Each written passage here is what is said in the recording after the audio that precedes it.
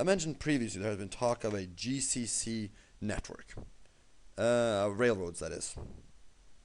From a Saudi point of view, since Saudi is so big, Saudi thinks more as in they're building their national grid, which again will be connected to the GCC grid. The other countries might have a different view on this and talk more of it as a GCC complete network. But since I'm based in Saudi Arabia, that's where I get most of my impulses from. The Kuwait-based investment bank, Kuwait Financial Center, has reported that approximately 97 billion US dollars are to be spent on railroads in the GCC countries until 2020. I have roughly added up the figures I already know, and I believe that to be a relatively correct number. Of course, it's an approximation, but it's not far off. Um, the same investment company has said that the value of the what they call the GCC network, the one that already spans several countries, is roughly 30 billion. They're planning of connecting Qatar to the mainland through a bridge. There will be a second line that will stretch through Kuwait, Saudi Arabia, and Emirates and end in Oman. Rail will be an interesting option for travelers because of the current preferred form of transportation in the GCC is road and by air. Of course, it's also very important from an industrial point of view. I'm going to move on and start talking about the Saudi railroad network, which is the one I know most about. If you have a look at the map, I'm sorry that it's only in Arabic. The existing railroads is the orange line, which is very small. Quite frankly, I actually took recently the railroad from Riyadh, you see where my cursor is, to Dammam here, which was a quite pleasant trip, but you see the whole network here is quite small. The green is what is called the north-south line. It is 2,000 kilometers. A large part of this is already operational. They're putting the finishing touch on certain areas. It's a little hard to find really updated information, but basically it's nearing completion. 1,400 kilometers is what is referred to as the mineral route. It is very important for the mining sector. If you remember, in one of my previous sections, I talked about the new industrial city, the one I call Mineral City.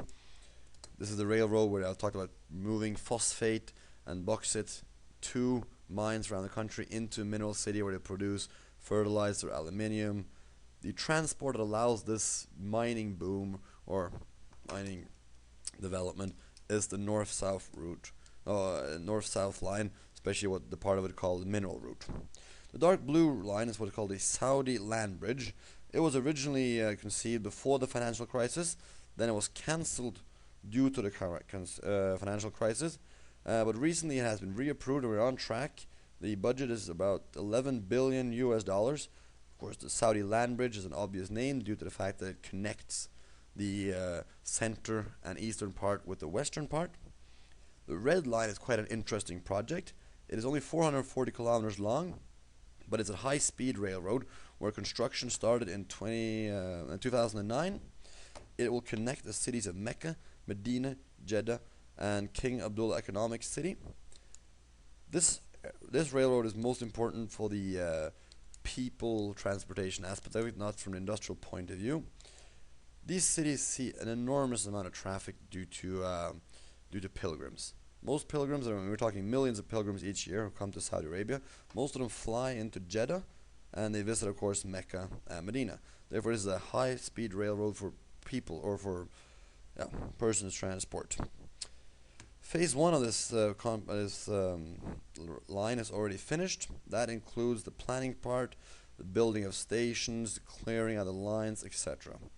The Phase 2 contract was recently given to a Spanish Saudi consortium that consists of 14 companies.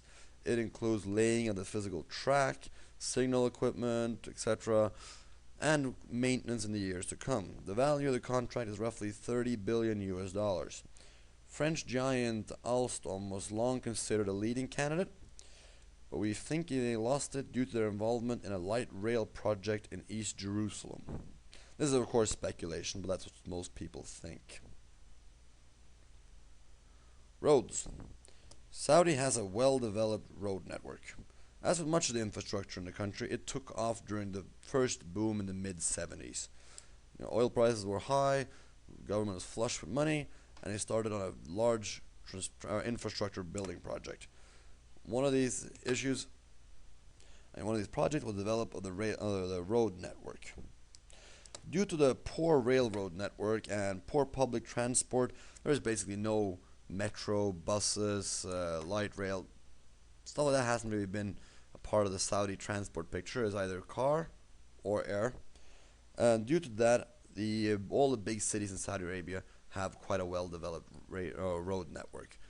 Particularly, I know Riyadh, where I live, and it's very well developed. It's when you fly over Riyadh, looking down at it in the night, the road network reminds you more of LA. It's flat like a pancake. If you took a snapshot of it and told me it was LA, I would believe you. Of course, as with LA, since there are only cars here, there seems to be constant traffic. Traffic is bad, despite the main highways. You have 8 lanes going, but still, there's a big congestion. Is a big problem in Saudi Arabia, or at least in Riyadh. Of course, they're due to population growth, and also people are moving into the cities. There are currently many large road projects going on. These are new buildings, expansions, repairs inside cities, ring roads, inner cities. At recently, the ministry signed a group of contracts totaling 2.24 billion SARs for new roads. I'm not going to go into the details of this because it's basically about expanding and improving on an existing road network. It is not as what should I say, groundbreaking as the railroads are, for instance. Generally, it's interesting to note that it's challenging to build roads in Saudi Arabia because of sand. The desert can cover a road very quickly, and roads have to be constructed in a special way not to be buried. On the other hand, they take no account for water. Basically, there's no drainage anywhere in Saudi Arabia, which means when it occasionally does rain, you can often see floods. It's not unheard of that your car park fills up, cars literally drown. Basically, say if you're in a tunnel and it starts to rain heavily outside and the traffic is stopped, almost the smartest thing to do is leave the car and get out because it might be flooded. Of course, this happens very seldomly because it very seldomly rains here.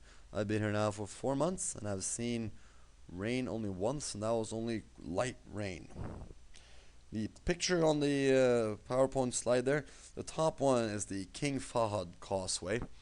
It is the causeway that links Bahrain to the Saudi mainland.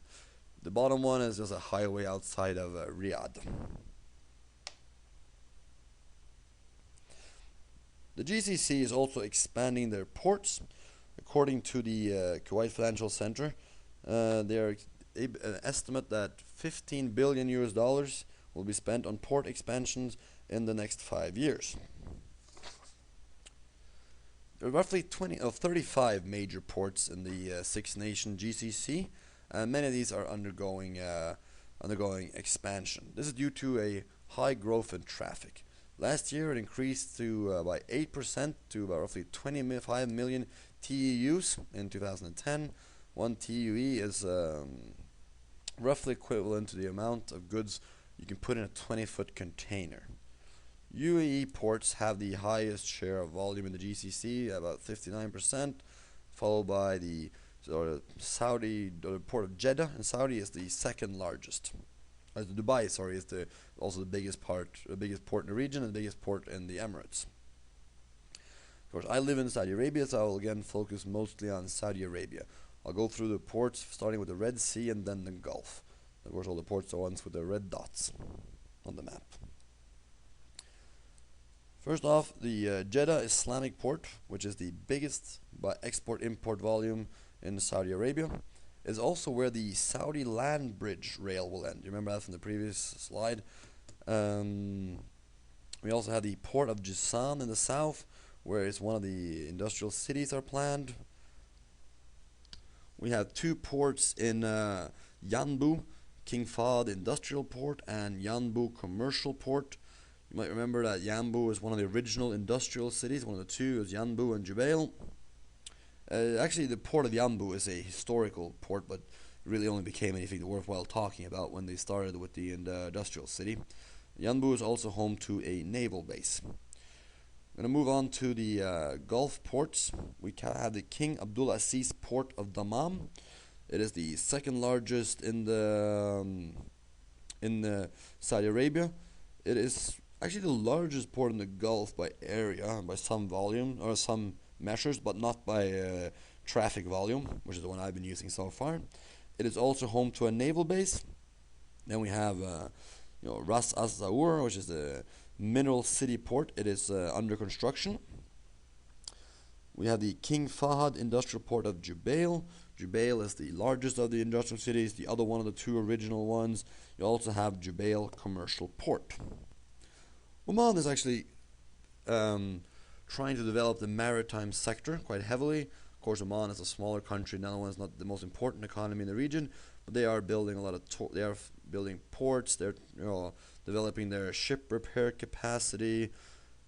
Like I said, I'm not going to focus too much on it, but if you want to check it out, I would say Sohar Industrial Port is the most interesting project going on. It is a joint venture between the government and the port of Rotterdam.